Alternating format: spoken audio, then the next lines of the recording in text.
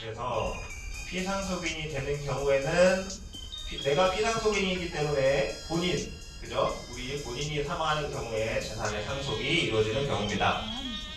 자, 제가 말씀드린 것처럼 여기 공동상속 시 상속재산 분할 협의 지분 아까 그쵸? 제가 아까 앞에서 말씀드렸죠?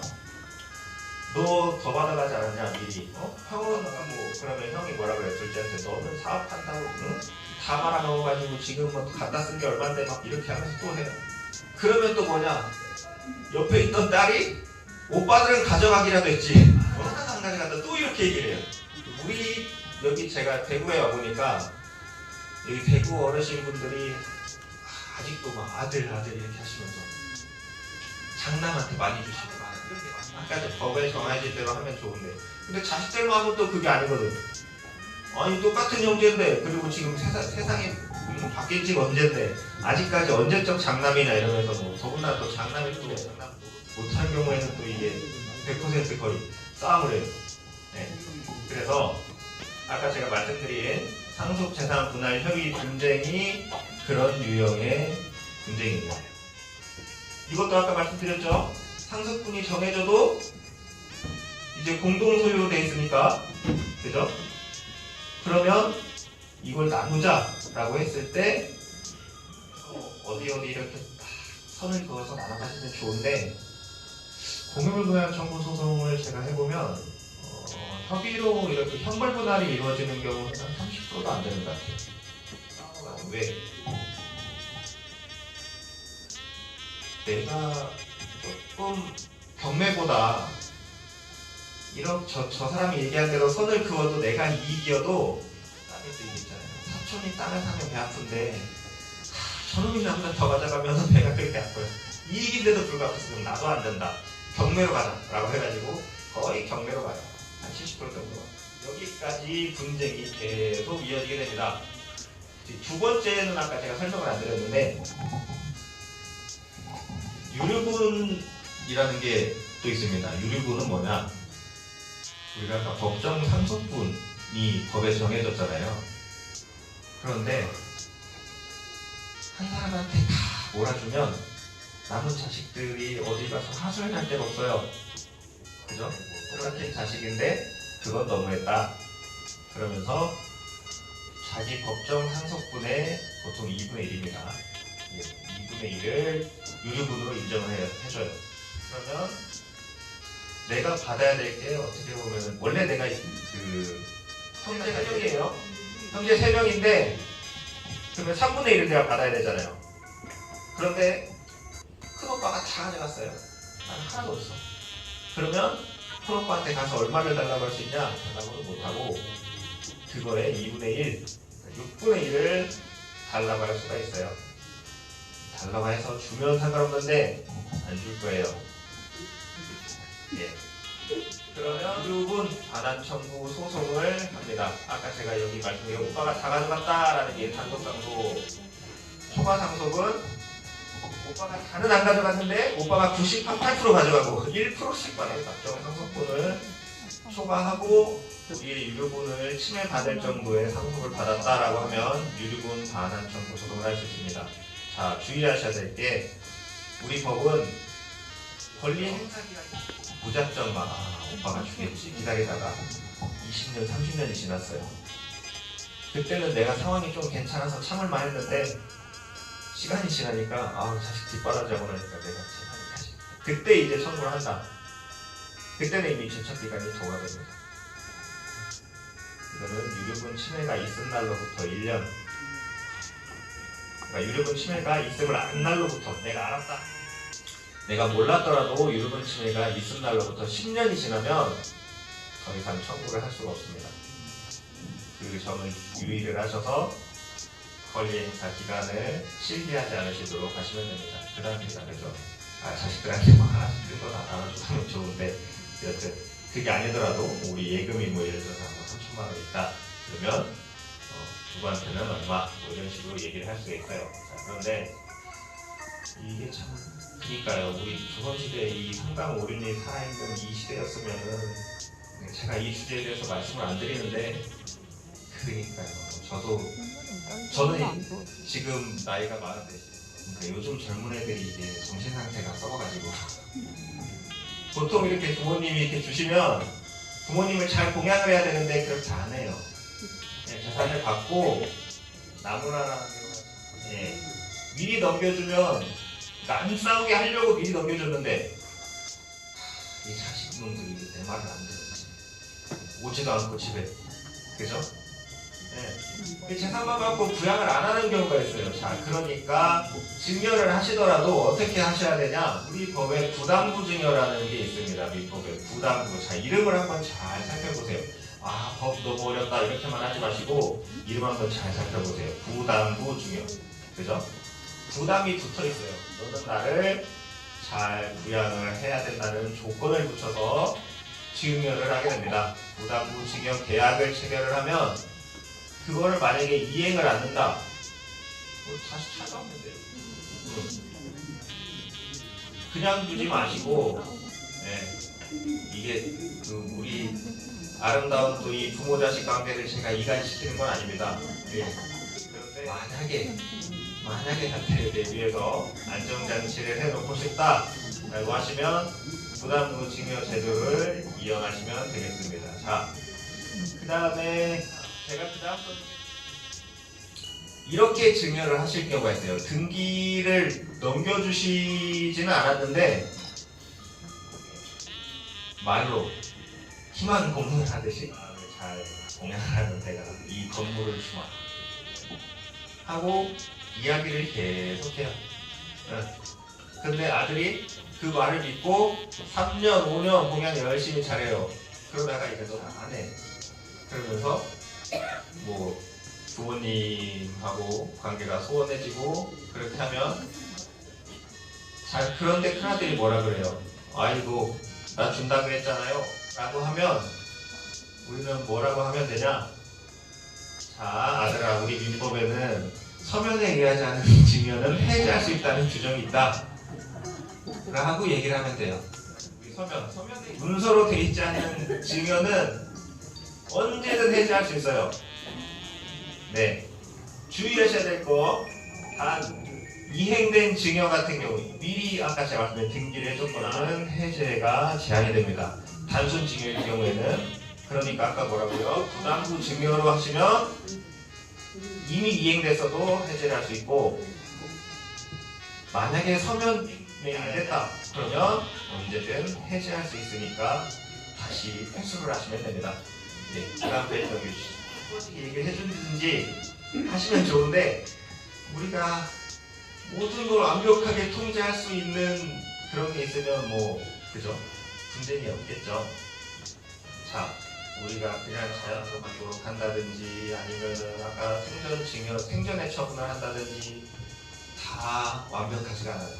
그러면 나는 유언을 해야겠다. 여기에서 유언을 하시는데 제일 중요한 거예요. 요식행위. 근데 우리가 일반적으로 생각하는 그리고 말하는 요식행위라는 의미랑 다릅니다. 법상 요식행위는 뭐냐? 행위할 때 요자예요. 형식을 요하는 행위예요.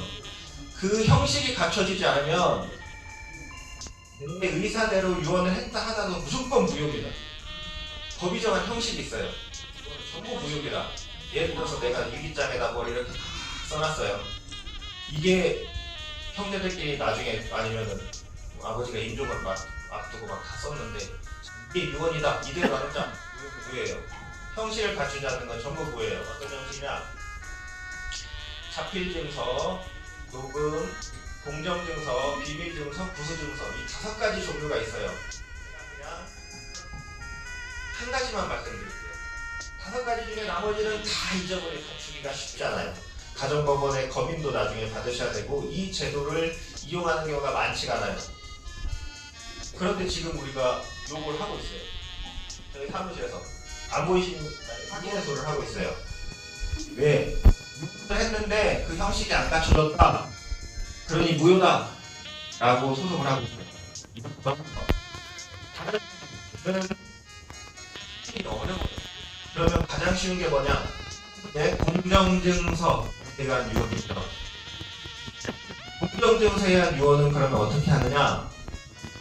우리 법원 앞에 가시면 크게 공증 써있는 데 있을 거예요. 사무실에 가셔서 유언을 하고 싶습니다 라고 하면 어떤 거를 표나 갖춰오세요 그러면 그거에 따라서 공증을 하면 아주 간단하게 무효, 유효, 효력의 다툼 없이 유언을 해놓을 수가 있어요. 은 맥시멈 300만원입니다. 아무리 그러니까 유언에 따른 그 가액에 따라서 공증 가액이 정해지는데 우리가 소송에 비하면 굉장히 적죠. 나중에 향후에 자식들끼리 소송 당사자가 돼서 소송 비용으로 지불하는 걸 생각하면 그거는 뭐 더 그보다 큰 몇백 몇천만 원이 될 수도 있는데 이거는 맥시멈 300만 원이면 향후 정리해 놓을 수 있다는 장점이 있어요. 근데 여기서 이렇게 제가 말씀드리면 저 변호사 지가 공증하니까 공증하라고 하는 거 아니야 라고 하지만 저는 공증을 안 합니다. 저는 그냥 송무만 해요. 공증을 해야 돼서 저는 안 해요. 그래서 다른 공증 사무실에 가셔서 공정증서야 유언 제도를 이용하면 쉽게 우리가 유언을 할 수 있습니다. 그 다음 페이지 넘겨주시죠. 변호를 의뢰하신 어르신들이 있어요. 어떤 경우냐? 아까 제가 모두에 말씀드렸죠. 자식한테 짐이 되기 싫으니까 내가 알바라도 좀 해봐야겠다. 그래서 근데 요즘은 그냥 핸드폰 이런 거 교차로 그 다음에 또 우리 뭐 있죠? 그 신문 있는 거 부인구직 있고 그런 거 있잖아요. 오래돼서 기억이 안 나네. 네. 거기에도 방문을 해요. 그래서 그걸 보고 전화를 해서 실제 그 부동산 중개사무소인 줄 알았대요, 그분은. 그래서 아니 내가 그 복비 받아오고 이런 거 있잖아요. 그런 걸로 받아왔는데 알고 보니 그게 보이스피싱 범죄 조직이 현금 수거하는 과정이었어요. 어떻게 됐냐? 구속됐어요.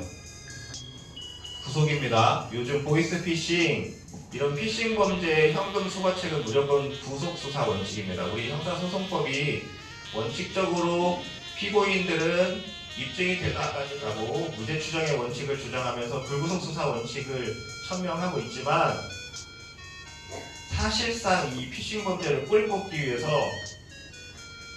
우리 경찰, 검찰에서 이러면 구속 수사를 받게 되세요. 주의하셔야 됩니다, 진짜로.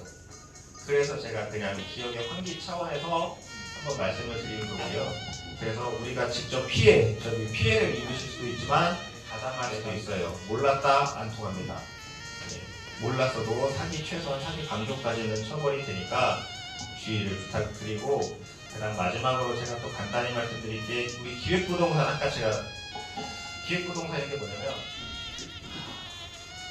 제가 다 지금 예전에 했거나 진행하던 사건들을 통해서 지금 이제 말씀을 드리는 건데, 어디에 지금 뭐 돈 나올 때도 없고, 그런데 이거 1000만 원만 넣으면 이건 무조건 뭐 올라간다. 1000만 원만 없으면은 뭐 그 등기도 해준대요. 우리 등기 해주면 다 되는 줄 알잖아요, 그죠? 등기 했는데 문제는 나중에 알고 보니까, 우리가 등기부 보시면은 표제부 있고, 그죠? 표제부 권리관계가 아니라 이 부동산이 어떤 부동산인지 상태를 표시해요. 그 다음 갑부가 나와요. 갑부는 소유관계를 표시해요. 거기 갑부에 예를 들어서 홍길동 4명으로 등기가 돼 있어. 뿌듯해. 문제는 뭐냐? 을부는 담보권 그리고 제한물권들을 설정을 해놓는 그런 내용이 쭉 기재되어 있어요. 을부를 살펴봤더니 근저당권이 한 20개가 돼요.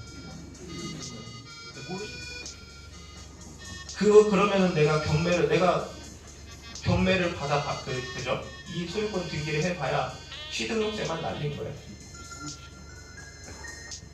아니면 근저당권자를 넣어주기도 해요. 내 선순위가 또 11명입니다. 담보가치가 없는 깡통이에요. 그런 경우에 속으시는 경우도 있고, 아까 내가 말씀드린 것처럼 의도하지 않게 또 다른 사람을 설득한 거다라고 해서 투자를 권유하셨다가 투자를 권유받은 사람과 사람한테로부터 내가 사기죄로 고소를 당할 수가 있고 그 조직과 제가 하나다라고 처벌을 받을 수가 있어요. 그래서 그 부분을 조심해 주셔야 됩니다. 아까 지분 매수 같은 경우에 위험성은 아까 제가 말씀을 드렸습니다. 그렇죠? 자, 5분 정도 제가 초과가 됐네요. 딱 맞추려고 했는데 근데 우리가 이렇게 해서 어떻게 할 거야? 하지 마시고 직접 똑똑해서 다 하실 수 있더라도 우리가 사실관계가 다르기 때문에 판례를 보면 미묘하게 다 달라요. 사실관계가 똑같은 일이 그대로 일어나지 않습니다. 이 세상에는 때문에 결과가 달라져요. 그런데 우리 법률적으로 비전문가들이 보면 어떻게 하냐? 와, 판사들 돈 먹었네. 이거 거의 똑같아 보이는데 다르게 판단했네. 아니면 저 변호사 저거래요. 이런단 말이에요. 그렇게까지 마시고 결론이 정말 미묘하긴 하지만 미묘한 사실관계라도 결론에 영향을 줄 수 있습니다. 그러니까 혹여라도 내가 다 안다 싶어도 알면 확인만 하세요. 전문가한테 확인 절차를 거치면 전문가의 조력을 받으시거나 이렇게 하시면 앞으로 우리 어르신들 여생을 보내시는데 송사 없이 그리고 자식들의 분쟁을 안 보시고 편안하게 놓으세요.